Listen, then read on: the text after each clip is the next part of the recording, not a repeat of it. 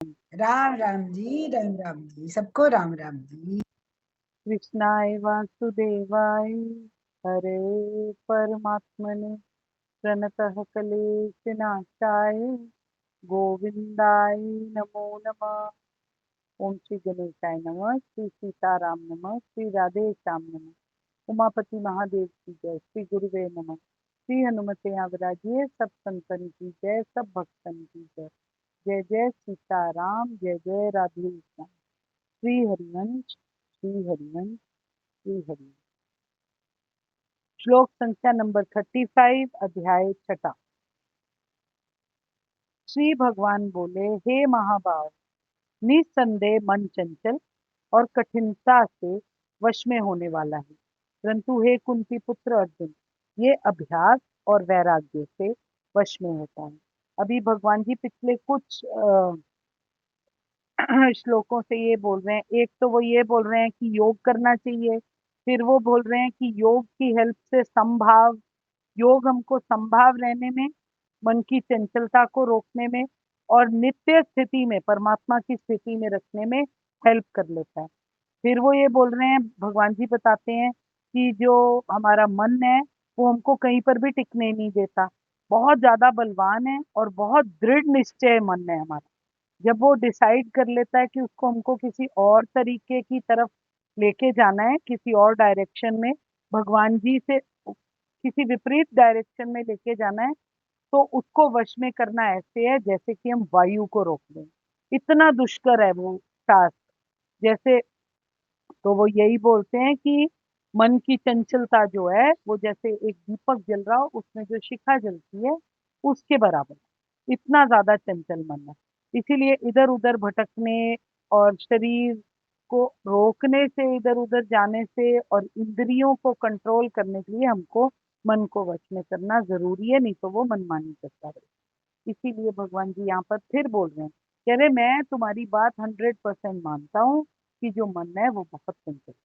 श्री भगवान अर्जुन से क्या बोले, हे महाबाहु, निसंदेह मन चंचल और कठिनता से वश में होने वाला है, परंतु हे कुंती पुत्र अर्जुन, ये अभ्यास और वैराग्य से वश में।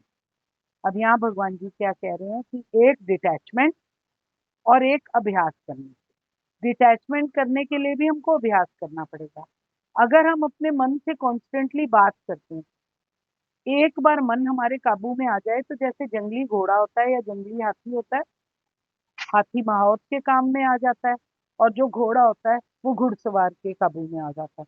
पर उसके लिए हमको कॉन्स्टेंटली एफर्ट करनी पड़ेगी, सिर्फ तभी ये हो सकता है। भगवान जी क्या बोल रहे हैं, हे कुंती पुत्र, चंचल मन को वश में करना बहुत कठिन, ये बात मैं मानता हूँ, पर उपर्युक्त अभ्यास से, विरक्ति से ऐसा हो सकता है। डिटैचमेंट किससे? चीजों से। डिटैचमेंट करने के बाद आपको अपने मन को एक दूसरे डायरेक्शन में मोड़ना है जिसमें भगवान जी है। यद्यपि वन वो बोल रहे हैं, यद्यपि मन का वश में होना बहुत कठिन चीज है, पर अभ्यास और वैराग्य से ये सहज से वश में हो सकता है। अन्य विषयों से खींच कर वो कह रहे हैं, जैसे किसी विषय में इंद्री की वजह से मन फंसता है, तो उसको बार बार खींच कर, एफर्ट कर कर, प्रयत्न कर कर, अभ्यास कर कर उसको वापस भगवान जी के रास्ते में लगाना है। परमात्मा में जब मन लगने लग जाएगा, अगर परमात्मा हमारा लक्ष्य बन जाते हैं, चित्त की वृत्तियों का प्रवाह जो है वो रोका जाए बार बार, उसी बात को अभ्यास जाना जाता है। और वही तरीका है हमको अपने आप को कंट्रोल में करने का। वो बोल रहे हैं कि परमात्मा ही सर्वोपरि है, सर्वशक्तिमान है, वो हमारे सर्वेश्वर हैं और सबसे बढ़कर एकमात्र परम तत्व है। उन्हीं को प्राप्त करना हमारे जीवन का परम लक्ष्य है। इस बात का दृढ़ निश्चय करना पड़ेगा, दृढ़ धारणा करनी पड़ेगी और उसकी तरफ एफर्ट करने पड़ेंगे, श्रद्धा और भक्ति के साथ। ये एफर्ट धैर्य के साथ, बुद्धि को शांत करते हुए, मन को बार बार सतीतानंदन भ्रम में लगाने का अभ्यास करना पड़ेगा। अब कौन से तरीके हैं वो बोल रहे हैं जो शास्त्रों में बताए हैं जिससे मन काबू में किया जा सकता है। पहला तरीका वो बोलते हैं, श्रद्धा और भक्ति के साथ मन को धैर्य बुद्धि के साथ उसको रोकना। दूसरा, जहां मन जाए वहीं पर सर्वशक्तिमान अपने इष्ट देव परमेश्वर के स्वरूप का चिंतन करते हैं। फिर भगवान जी की मानस पूजा का अभ्यास करना, मानसी पूजा करना। जैसे एक बार हमने बताया था, वो माधव दास जी के जो वो आए थे, शिष्य आए थे, इत्र का भरा कटोरा लेके राधा वल्लभ जी के लिए, और वो मानसिक तरीके से होली खेल रहे थे भगवान जी के साथ। तो वो इतनी जोर से पिचकारी मारते हैं कि वो जो इत्र का बोल होता है वो हवा में उड़ता हुआ जाता है और नीचे गिर जाता है। शिष्य बहुत दुखी होता है कि मैं तो इतनी दूर से इत्र इकट्ठा करके लेके आया था। शिष्य बहुत दुखी होता है कि मैं इतनी दूर से इत्र इकट्ठा करके लेके आया था, तो अब मेरा क्या होगा। और वो राधा वल्लभ जी के दुखी मन से दर्शन करने जाता है। तो जब वो राधा वल्लभ जी के प्रांगण में घुसता है, तो उसको सारी तरफ उसी इत्र की खुशबू सूंघने में आती है। फिर वाणी, श्वास, नाड़ी, कंठ और मन आदि से भी कभी कृष्ण, कभी श्री राम, शिव जी, विष्णु जी, सूर्य भगवान, शक्ति माता आदि जो भी आपका परम इष्ट है, उसके नाम को परम प्रेम और श्रद्धा के साथ पर ब्रह्म परमात्मा का नाम समझकर निष्काम भाव से निरंतर जप करते रहना। मानसी पूजा भी हो गई, जहां मन जाए वहां सर्वशक्तिमान भगवान को इमेजिन करना, ये भी हो गया। श्रद्धा और भक्ति भी होगी। अब वो बोल रहे हैं वाणी से भी, श्वास से भी, नाड़ी में जब हम मेडिटेशन करते हैं, कंठ से भी, मन से भी, हर तरीके से अपने इष्ट भगवान का जप करना। शास्त्रों के भगवत संबंधी उपदेशों को सुनना, और सुनना कैसे, श्रद्धा और भक्ति के साथ सुनना, ऐसे कैजुअली मनन नहीं करना। सुनने के बाद श्रवण करना, श्रवण करने के बाद मनन करना बहुत जरूरी है। उसके बगैर प्रयत्न कामयाब नहीं हो सकता। फिर भगवत प्राप्त महात्मा पुरुषों का संग करना, ताकि वो आपके आसपास हो। मन की चंचलता का नाश हो जाए, भगवान में लग जाए, हृदय सच्चे भाव से बार बार भगवान जी की प्रार्थना करे, इसका अभ्यास करना। अभ्यास तभी सफल होगा जब वो आदर बुद्धि से किया जाए। जब आप इस बात को एक्सेप्ट करो कि भगवान जी हमसे बहुत ऊंचे हैं और यही मेरे पास एक चांस है, आदर बुद्धि से लगातार लंबे समय तक जब अभ्यास करा जाएगा, तो हमको विरक्ति प्राप्त कराएगा, वैराग्य प्राप्त कराएगा। अदरवाइज वो वैराग्य नहीं प्राप्त कराएगा। जब एक बार हमारी बुद्धि में वैराग्य, सुख और दुख से हम कोई इफेक्ट नहीं होंगे, कोई विकार हमारे को डिस्टर्ब नहीं कर सकेगा, अचल और अटल बुद्धि से हम परमात्मा की तरफ लगे रहेंगे, बार बार करते रहेंगे, तो नेचुरली हमारा दिमाग उस चीज से हटता रहेगा। वैराग्य के भी अनेक साधन है, उन्होंने बोले हैं। संसार के पदार्थों में विचार के द्वारा हमारा अटैचमेंट होती है, तो उससे हमको अपने आप को डिटैच करना और अपने आप को ये बात समझाना कि ये सब कुछ टेम्परेरी है। जरा मृत्यु, जन्म, मृत्यु, जरा, व्याधि, दुख, और ये चीजों को समझना कि ये चीज हमारी पूरी लाइफ को डिस्टर्ब करती है और हमको कर्म चक्कर के बीच में फंसाती है। उससे अपने आप को जब हम बार बार बोलते रहेंगे कि दुनिया दोषों से युक्त है, दुनिया टेम्पररी है और हम भय देने वाली है, जब ये चीजें हम अपने माइंड में रखेंगे, तो वैराग्य हमारे लिए नेचुरली है। फिर संसार और भगवान के यथार्थ तत्व का निरूपण करते रहना, शास्त्रों का अध्ययन करते रहना। फिर वैराग्यवान पुरुषों का संग करना, जो हमने पीछे भी किया। संग के अभाव में वैराग्य करना मुश्किल होता है, पर जब हम उनके साथ बार बार भगवान जी के चरित्रों का स्मरण करेंगे, तो वैराग्य नेचुरली हमारी लाइफ में आ जाए। संसार के जो टूटी चीजें हैं, महल, कोई ऐसे एग्जाम्पल्स जो हमारे दिमाग में आते हैं कि जो बसा हुआ गांव था अब खंडर बन के रह गया है, या ऐसे सब कुछ, हम जब चीजें बार बार उनका स्मरण करेंगे, जैसे अर्थक्वेक आया था तो सारी, कितनी सारी बिल्डिंग्स नष्ट हो गई, जब न्यूक्लियर बॉम्ब गिरा था तो सारे लोग मर गए। ये सब चीजों के बारे बारे में जब हम सोचेंगे, तो हमको पता चलेगा कि जगत कितना क्षणभंगुर है, कितना क्षण के अंदर नष्ट हो सकता है। ऐसी चीजों के बारे में अपने दिमाग में रखना, ये वैराग्य करने के तरीके हैं जो अब हम डिस्कस कर रहे हैं। एकमात्र ब्रह्म ही एक अखंड चीज है, एक अद्वितीय है।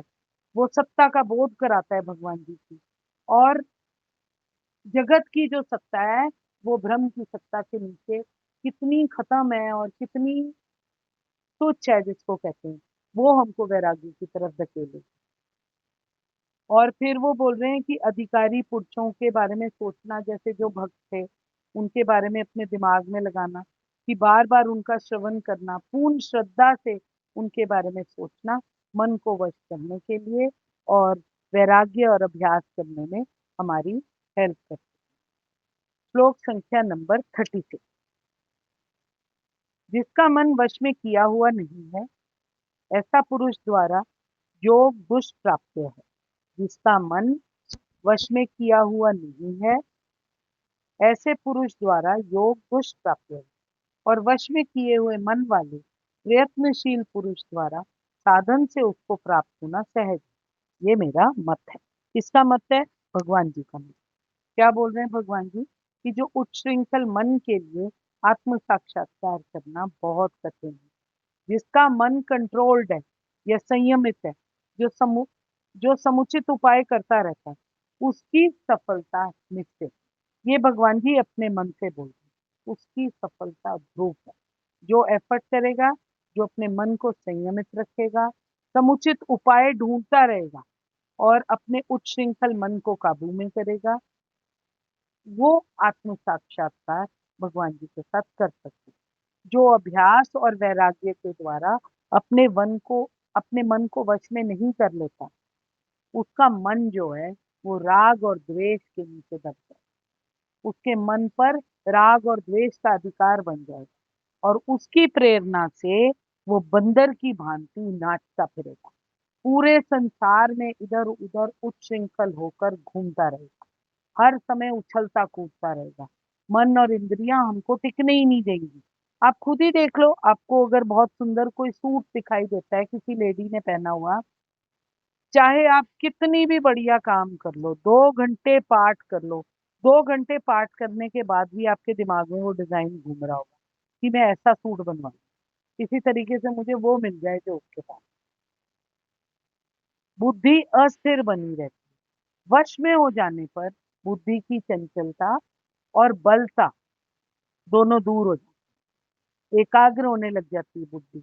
बुद्धि सीधे सरल शांत और अनुगत शिष्य की भांति एक कंट्रोल्ड मन आज्ञाकारी बन जाता है।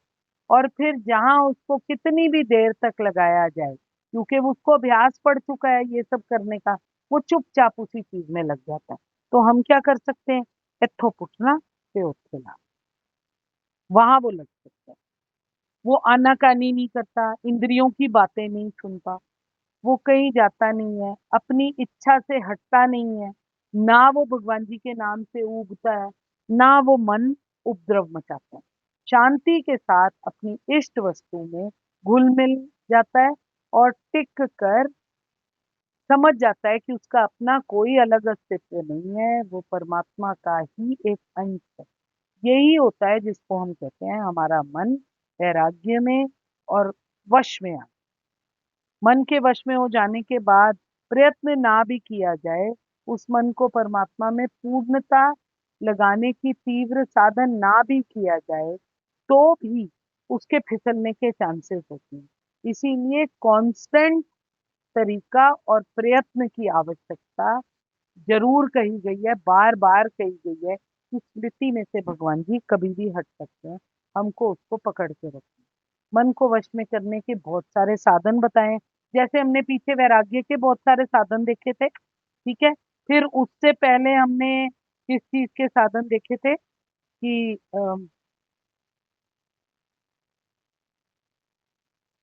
कि जीवन का परम लक्ष्य परमात्मा है और अभ्यास के साथ हम शास्त्रों के साथ कनेक्टेड रह सकते हैं, कैसे रह सकते हैं वो भी उन्होंने बता दिया, वैराग्य भी उन्होंने अब बता दिया। अब वो बोल रहे हैं कि मन को वश में करने के कौन से साधन हैं।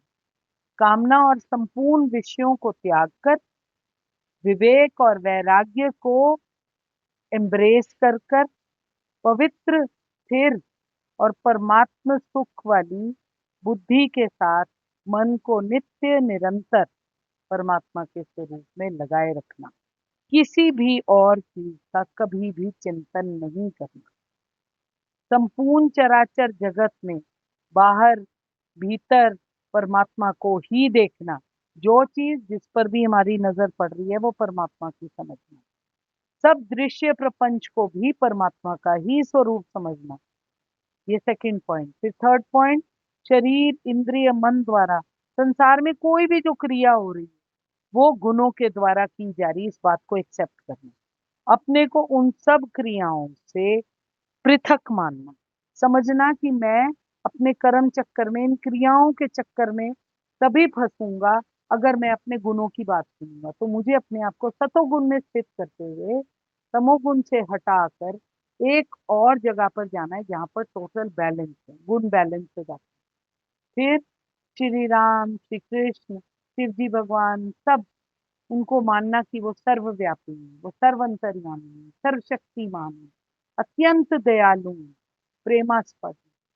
उनकी चित्रपट या प्रतिमा की स्थापना करके अपने हृदय को उसमें समर्पित कर दें, सेवा पूजा करना, उनके नाम का जप करना, सारे रफली सिमिलर ही हैं तरीके मन को वश में करने वाले।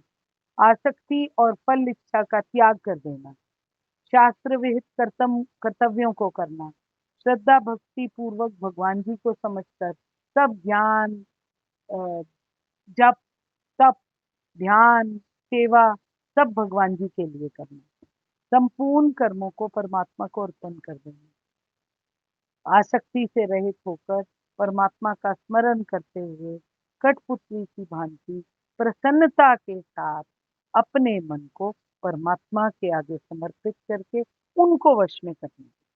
जय जय सीताराम, जय जय राधे श्याम।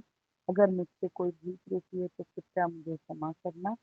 कृष्णाय वासुदेवाय हरे परमात्मने प्रणतः क्लेशनाशाय गोविंदाय नमो नमः। मैं आपके हृदय प्रेम सभी को नमस्कार करती हूँ। कोई भूल त्रुटि है तो कृपया मुझे माफ करना। जय जय सीताराम, जय जय राम। श्री हरिवंश, श्री हरिवंश, श्री हरि।